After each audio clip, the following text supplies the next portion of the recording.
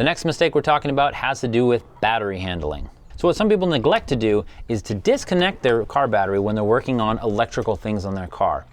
And that's especially important for things like starters and alternators, which have a direct line from the positive terminal of the battery right to those devices. So if you forget to disconnect the battery and you're working on your alternator and your wrench touches the engine, you're going to get showered in sparks and you could actually end up damaging something. A lot of people know they need to disconnect the battery before certain jobs, but they often reach for the positive terminal to disconnect because they think that's the one where the power is.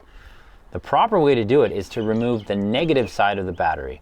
And actually, once you disconnect that, the electrical system is disconnected. You don't need to do the other one. Now, the reason for this, you may know if you watched our other videos, is because the negative terminal of the battery is actually connected to the car itself. So the entire car is part of the negative side of the battery. So if you go to take the positive side off first and you're wrenching around and you hit your wrench on something metal, it shorts out the battery, you get lots of sparks and heat, and it can be really dangerous.